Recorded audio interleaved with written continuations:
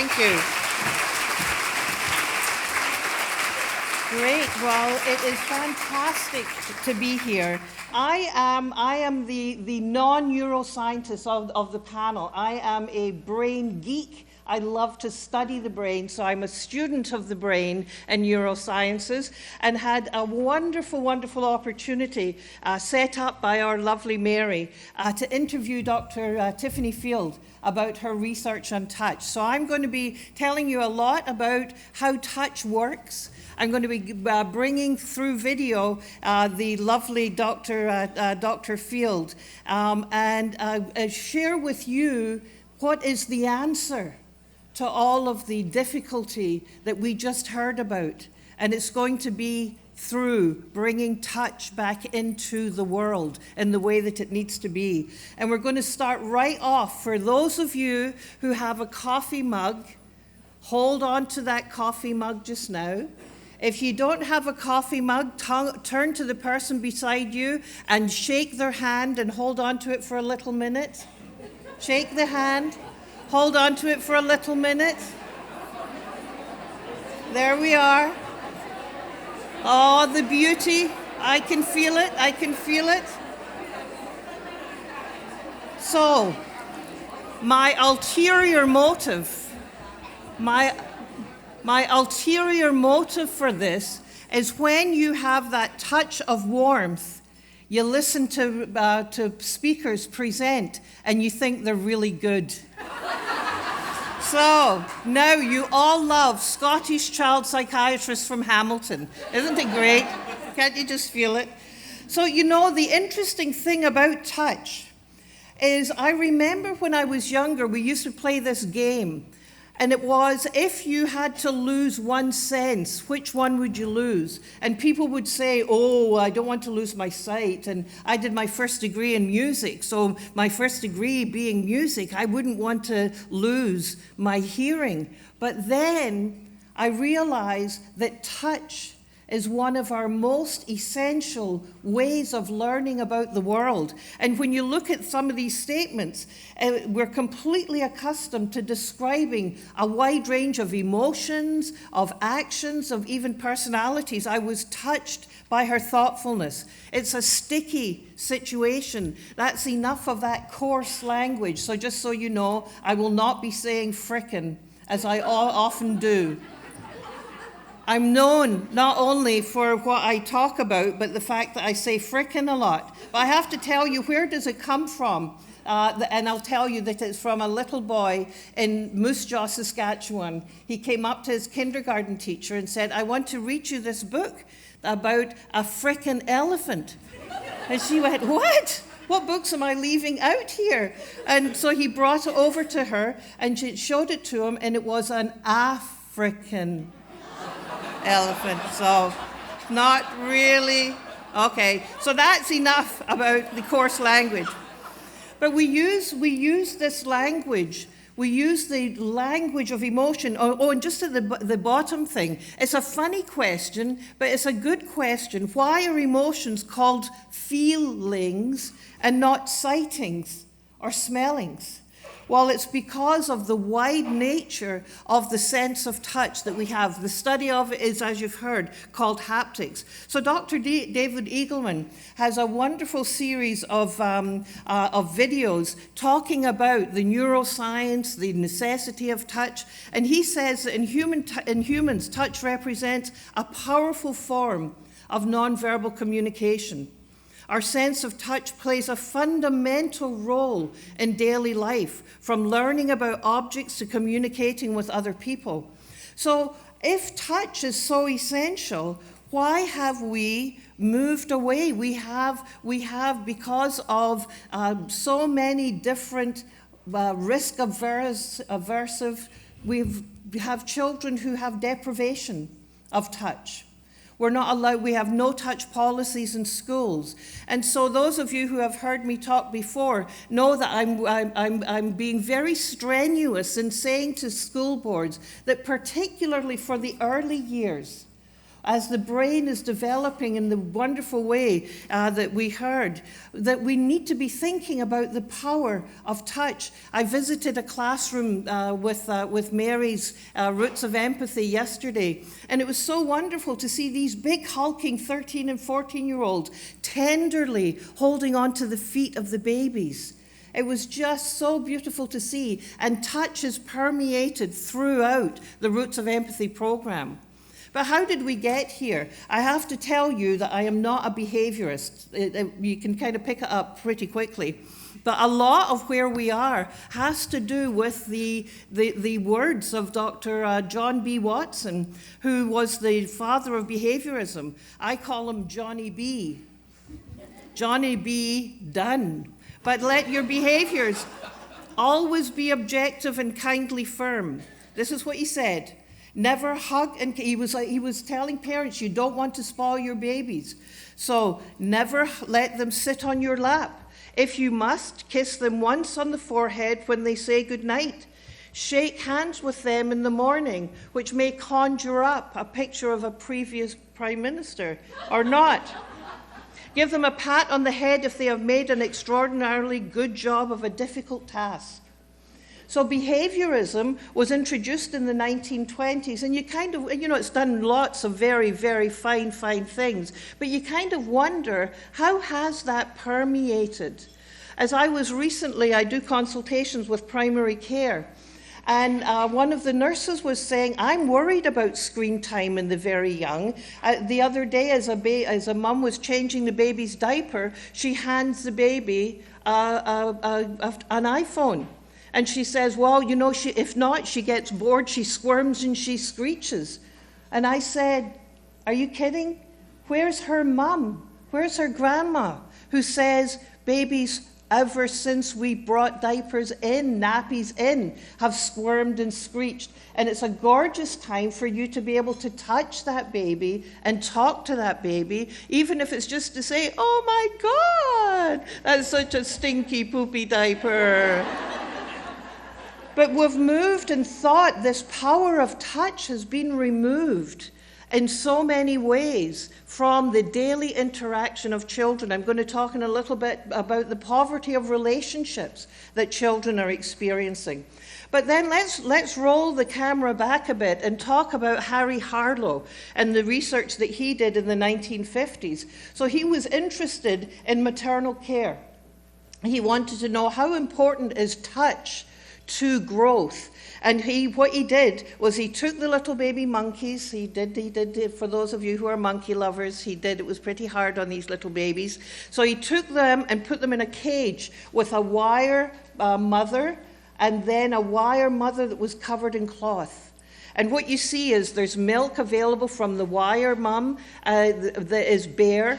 And so they would go to that mum and suckle.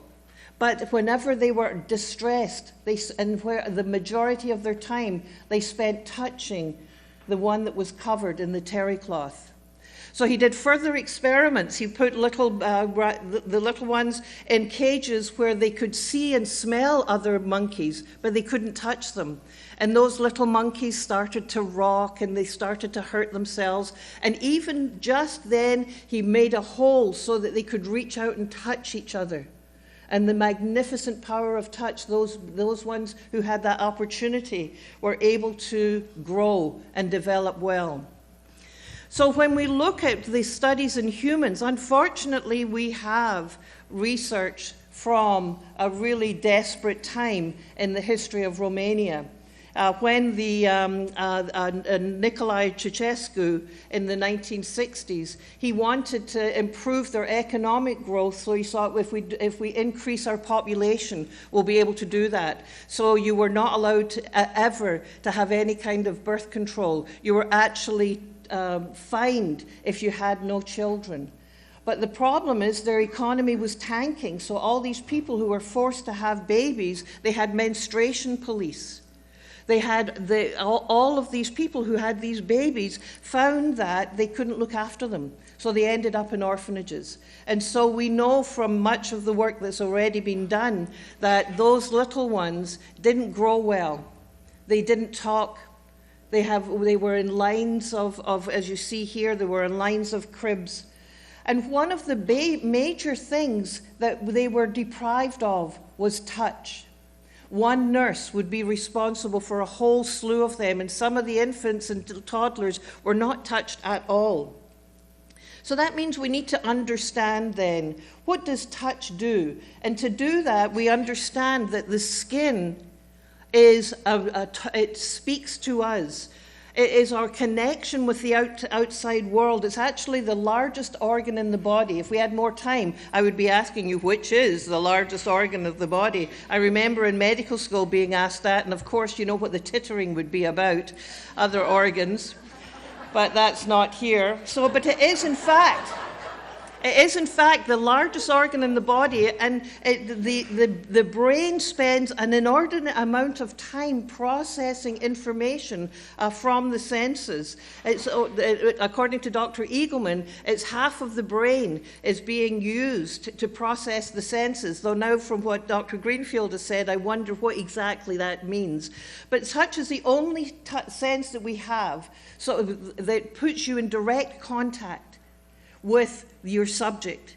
With touch, when you're touching something, you are also being touched. So we have a magnificent system of sensors that are throughout our body, and they pick up all of the different receptor types, pick up pain, they pick up pressure, they pick up stretch. So there's a whole zoo of receptors in our skin.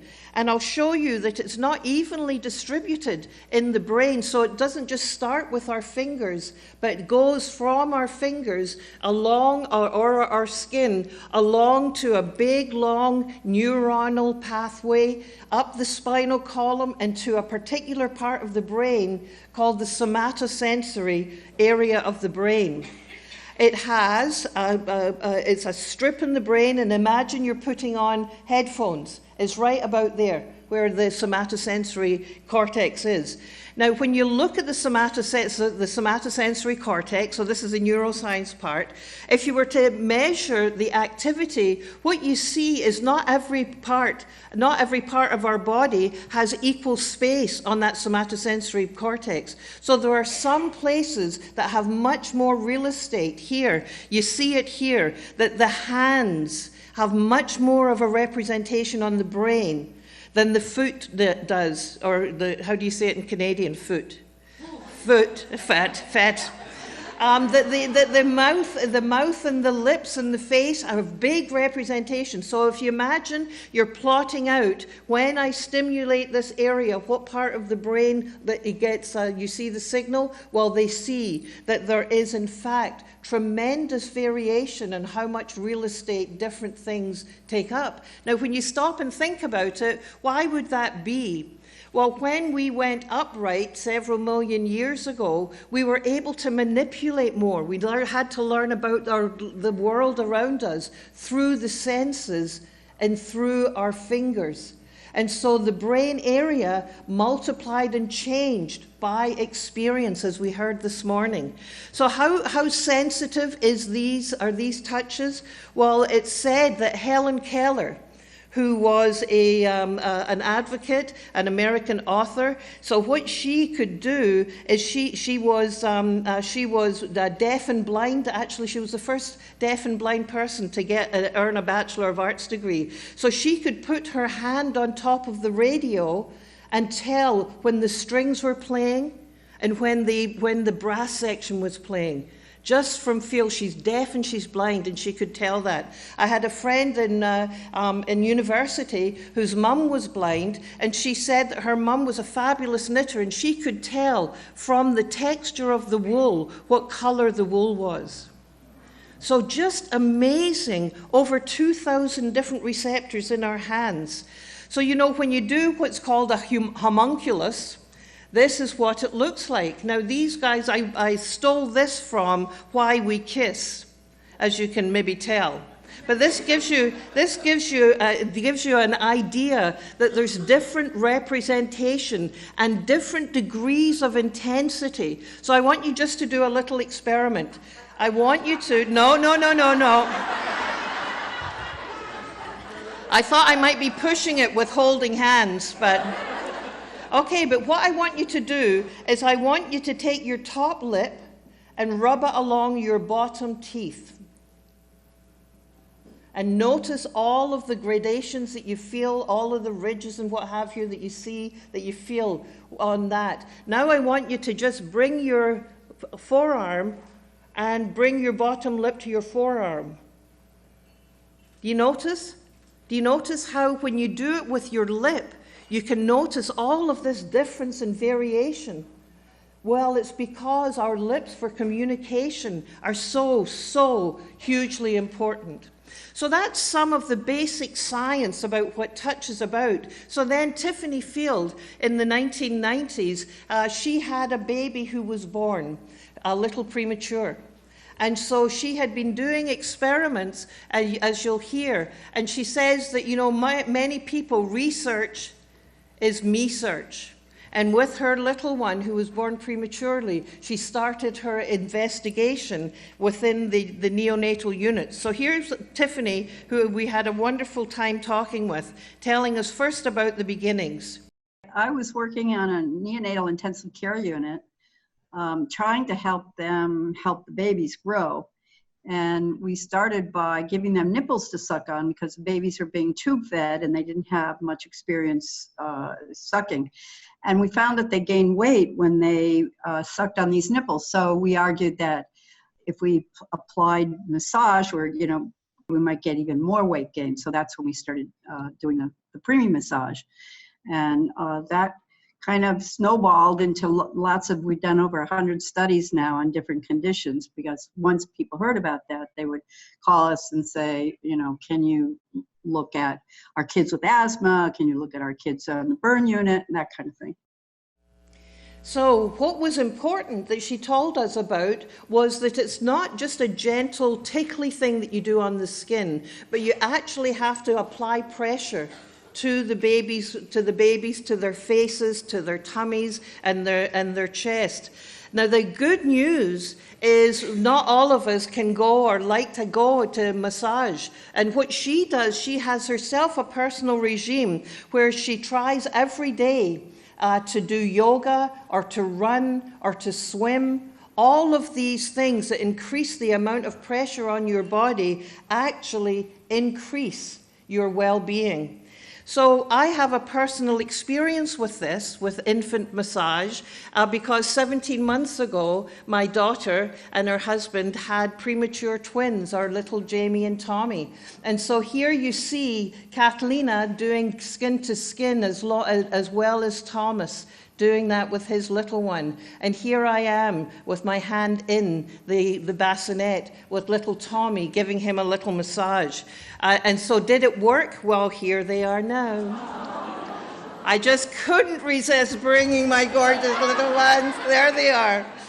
Yes, shameless. I don't have books. I have reproduction outcomes from my 5 kids. So here we are. Next, then you heard Tiffany mention about other studies that she did. So she looked very deeply at why people come for massages, and mainly they come for to help with pain. So this is her talking about the other work that she's done. I guess we get the most attention, and we have made the biggest impact on preemie massage, helping premature babies grow. That's probably what's most notable about our research. I do, however, think that the pain syndrome studies that we've done have contributed a great deal to advancing massage therapy, because that's what most people go to massage therapists for, is some kind of pain. And what we've discovered there is that really pain syndromes are really a problem of not getting enough deep sleep. Because if you don't get enough deep sleep, substance P, with a capital P, causes pain. And so that gets emitted when you don't have enough deep sleep. It gets emitted during active sleep. And so we discovered that in a study we did on people with fibromyalgia. So I think that's really important work. That extends to all the pain syndromes, and we have virtually looked at most of them I can think of. Thirdly, I think our findings on immune function are very important. The fact that natural killer cells can be boosted by moving the skin, and those natural killer cells in turn kill bacterial, viral, and cancer cells. So that has all kinds of implications for health and illness and so forth. So when she's talking about substance P, so this was when I was having this interview with her, I was just learning so much. I wanted to, okay, all right, I have to go and look these things up. So looking them up, it's a small peptide, and increased levels of substance P makes your nerves more sensitive to pain. So if your nerves are more sensitive to pain, as in fibromyalgia, then if you can do something to diminish and bring down that substance P. And so she did research that they had subjects either in a massage intervention or a relaxation intervention. They had 30 minutes of massage 2 times a week just for 5 weeks. But in both groups, depression and anxiety decreased, and only the massage group, though, did they see increased better sleep, deep sleep, and a decrease in sleep movement and in substance P. So she also mentioned natural killer cells. So natural killer cells are also known as NK cells or K cells. They're a type of white cell, and they have a major role in host rejection and in viral infections. So when you don't have enough natural killer cells, then you're more prone to having more infections. So when she and her group looked at women diagnosed with breast cancer, the natural killer cells are also involved in tumor necrosis. So that is killing tumor cells. And so this is the mechanism of action, that the massage itself created release of more of these killer cells, which created the release of more of the tumor killing cells and led to better outcomes. Not only in depression and anxiety, but also when they comparing it to relaxation therapy also helped. But what you saw, it was the massage therapy group. They reported being less depressed, less anxious, as well their dopamine levels, that neurotransmitter, that anticipation of reward, their dopamine levels were better or higher. And well, I shouldn't say better; they were higher, and the tumor cells were altered. So, who knew?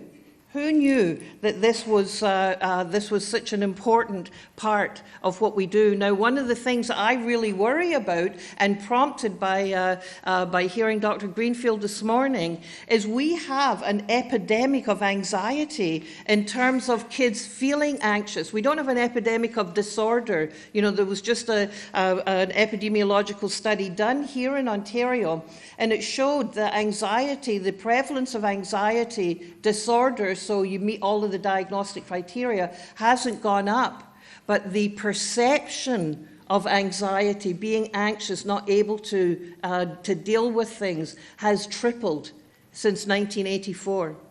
And so it starts making me think, oh wow, if we've got our kids, as Dr. Greenfield described, not connecting with other children. They're highly connectivity, but they have very little deep connection to others, that there's much less touching between children and other children. It drove me crazy in my kids' playground. They couldn't play tag. There was a no-touch policy on the playground. So, you know, the harsh reality, I hate to say it, is that this is because of a fear of sexual predators, this is fear of who knows what. But, you know, the most dangerous place for a child in terms of abuse is in their homes, not out on the playground. We need to be deeply thinking about an antidote to some of the things that are going on. So I asked Dr. Field about the impact that massage might have on the massager, the person, whatever you call the person who does the massage. And so what she discovered was it also has an impact on the person giving the massage. Very strongly that Oh, she's moving on to kids touch deprivation. are being deprived of touch these days. And we actually did a study comparing Parisian children and adolescents with American in Miami, and found that there was significantly more physical affection in that society than there is in ours. And there's significantly less physical and verbal aggression on the part of the kids. And so I think it not only do you need to get a daily dose of lots of touch from parents and teachers to grow and to develop and to, you know, maintain your growth, but also to stay what should I say, civilized, non-aggressive with other kids. And you know, we have this mandate in public schools, for example, that teachers shouldn't touch kids, and that has had very, very bad repercussions, I believe. Yeah, so we have the same policies here. I'm not sure why the impact on the massager hasn't worked, but this is the study that she did. Interestingly, looking at the effect of massage both on, so she did two separate lines of study. One was on massage for the depressed mum, and what she found was that massage with a depressed pregnant mum had a major difference. It affected her depression. But then they also did a study that looked at mum giving infant massage. And again, the impact of being the massager makes a difference. Whether you're using your fingertips, whether you're using your elbow, whatever it is that people use. So we have to be thinking, again, the provocation here is to be thinking, how do we make sure that this knowledge is brought to the schools about the importance, and as I say, particularly in the early years. Why? Because the power of touch is astounding. Interpersonal touch is a crucial form of social glue. And so we might ask ourselves after Dr. Greenfield's talk this morning are we losing that social glue by having an absence of touch? Are we losing the ability to be connected with others? It's very powerful, the study of haptics, because, you know, people who are gently touched by a server in a restaurant tend to leave a bigger tip. Doctors who touch their patients are rated as more caring, and their patients have diminished stress hormone levels and better medical outcomes. Even people with clipboards at malls are more likely to get you to sign their stuff if they give you a light touch. What is it about touch? So it's the complex interplay between the cognitive connectivity and the sensory connectivity is massive. There's a wonderful book by David Linden called Touch, which describes this in more detail. So we've heard about touch deprivation, and we have to be thinking again about how is the relational landscape changing. This is the work of Bruce Perry and others who say that children are actually experiencing fewer social cognitive interactions with fewer people. He does contact maps. And so here in the first slide here, you see the 24 hours of a clock, and each arrow signifies a contact, whether it's physical or other, that a child in a healthy environment experiences. So you see they get up in the morning, they interact with, if they interact with their sibling, and their sibling is Susan Greenfield, when they're destined for failure with, she's so mean to her little brother, oh my God. But that was before you knew better. I know for sure. But so you look at all of the contacts throughout the day. And so this is a healthy number of contacts. But many of the children that I see in child psychiatry, and many of the children who are coming to a Roots of Empathy program, this would be their profile, except for the once a month, when they get to actually touch each other. They get to actually touch that baby and see the response that that little baby, they have the eye contact as that little baby stops for the 3 seconds to say, hello, little baby, and how are you? It's amazing what the program is able to do. Just a little plug for one of my favorite programs of all time.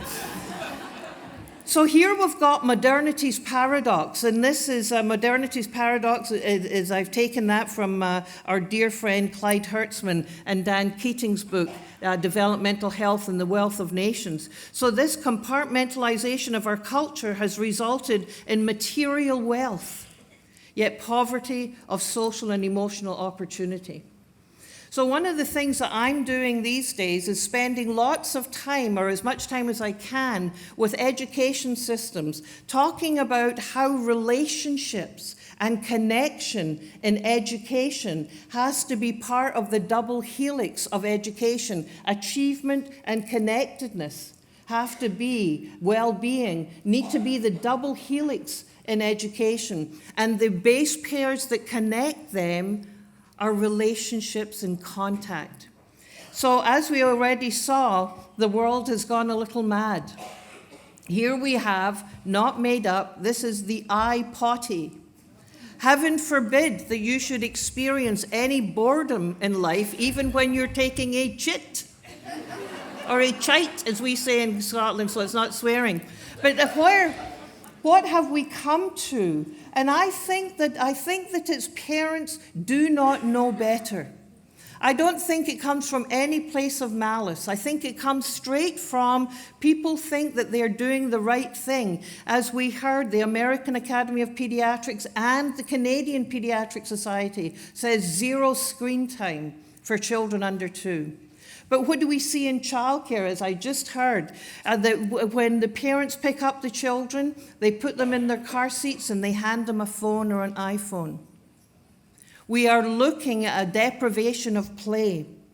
So I was curious to hear from Dr. Field. What about touch and empathy?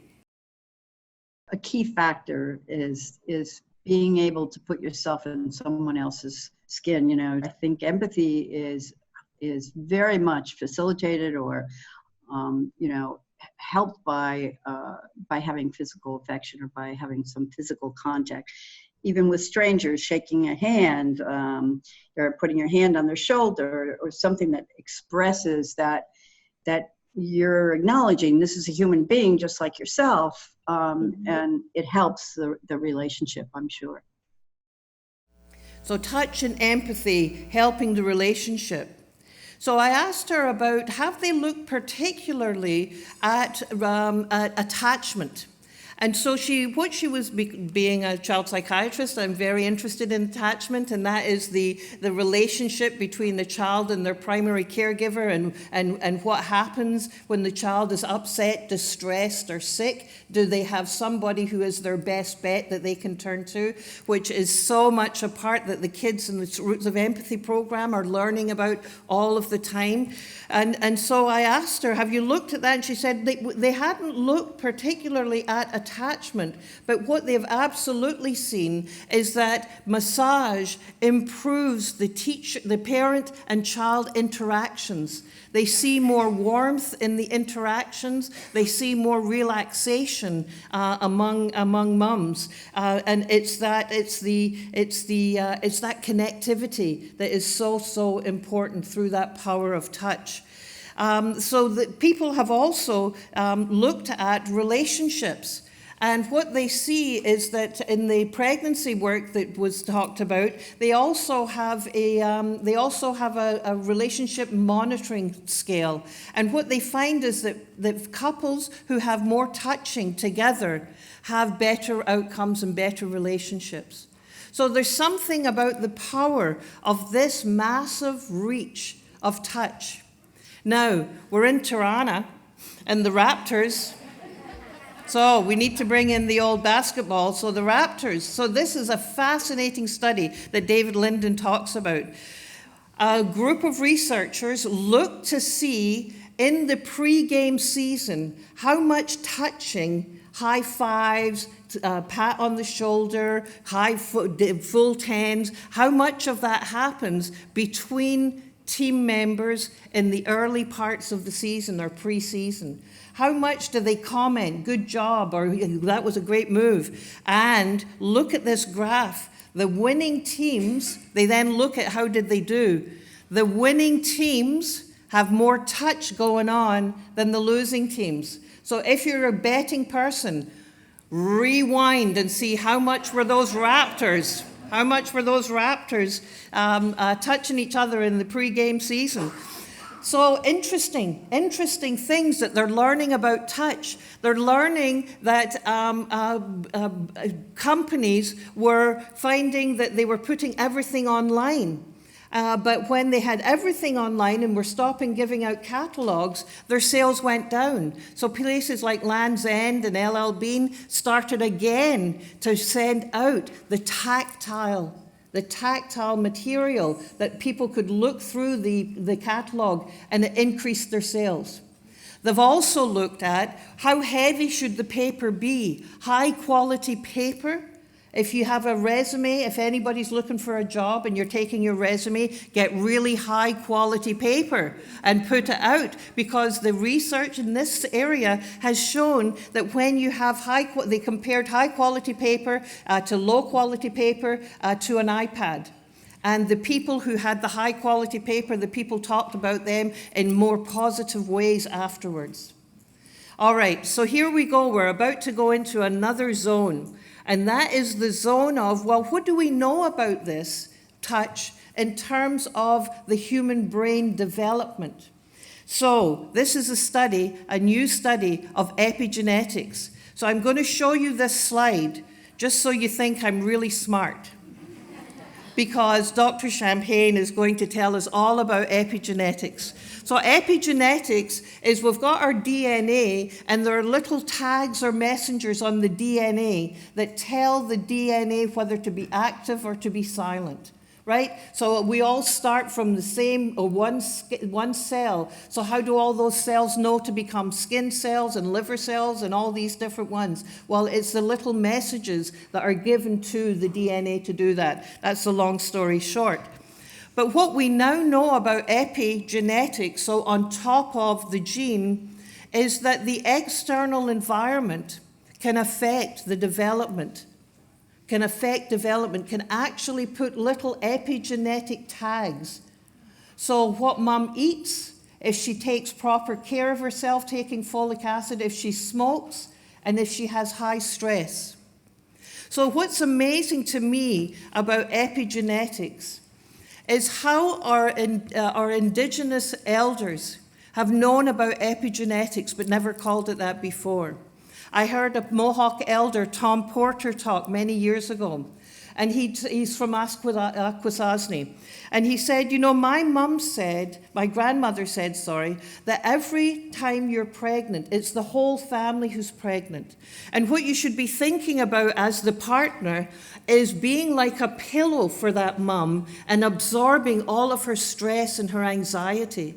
Well, it blew me away, because just the night before, I had been reading one of the first papers from the MAVEN study, the Maternal Adversity Affecting Neurodevelopment. And what did they find out? Stress during pregnancy increases the likelihood, on average, that that baby is going to be born smaller, have more stress reactivity. So, the wisdom of the elders, we're going to be learning more about intergenerational transmission of trauma when we hear from Dr. Champagne. And so what we need to be thinking about is how parents change us. So I love the little rats. We've had monkeys, we've had rats. So this is the work of Michael Meany from McGill University here in Canada. And so what he has done is he's looked at studies. So you get mama rats who are high licking and grooming. They've got a nice arched back so that the babies can get in and snuggle, and then she does lots of licking and grooming. And then you've got rats who don't lick and groom their babies very much. So I am not recommending people to go out or include licking in the Roots of Empathy program, but just so you know. But if you're a high licker, Your babies turn out to have, when they're stressed, they have a nice response. Their cortisol and their adrenaline and stuff goes up, and then it comes down very nicely. So their stress reactivity is good. When they're looked at them in terms of longer-term disease, they find that they don't have as much disease.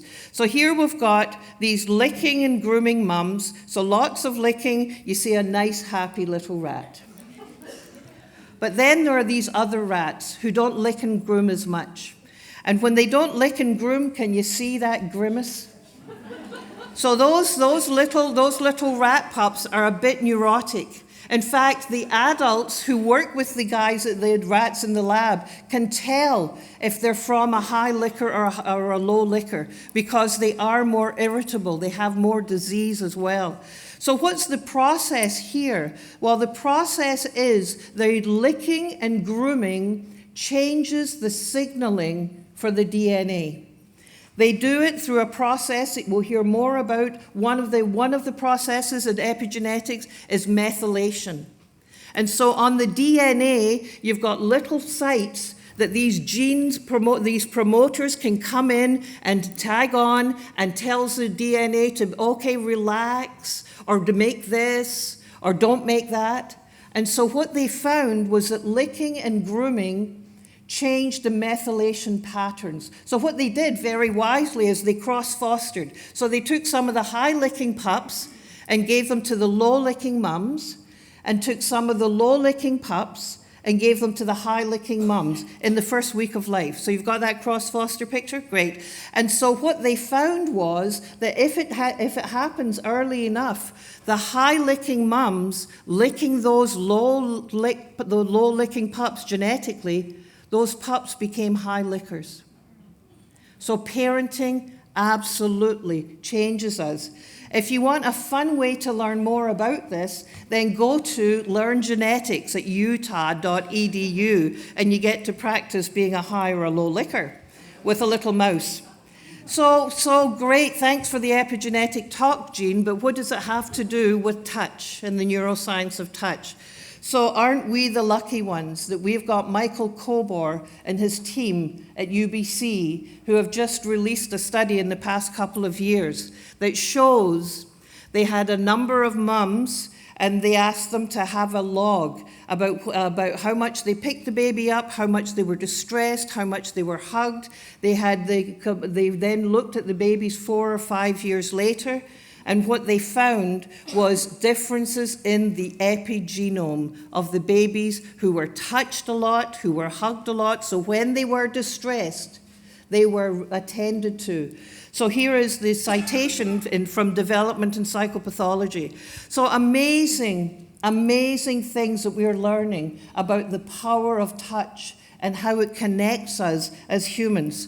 So let's finish with hearing from this game changer, Tiffany Field. They gained 47% more weight, and they were discharged and that's an average, and they discharged 6 days early on average.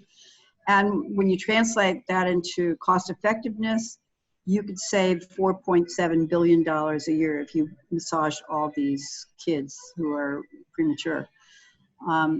Now that work has been replicated by, I just did a review of the literature, and there's something like 119 other studies out there that around the world that are confirming getting similar findings.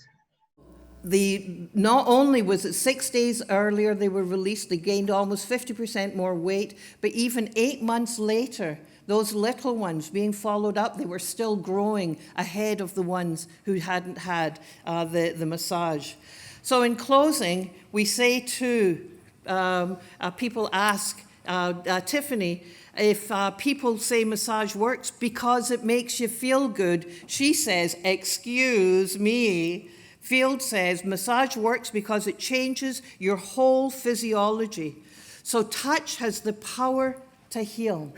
So what I would love to see for the rest of our conference is lots of touch, so that we make this the best Roots of Empathy Research Symposium ever. So, thank you. Thank you.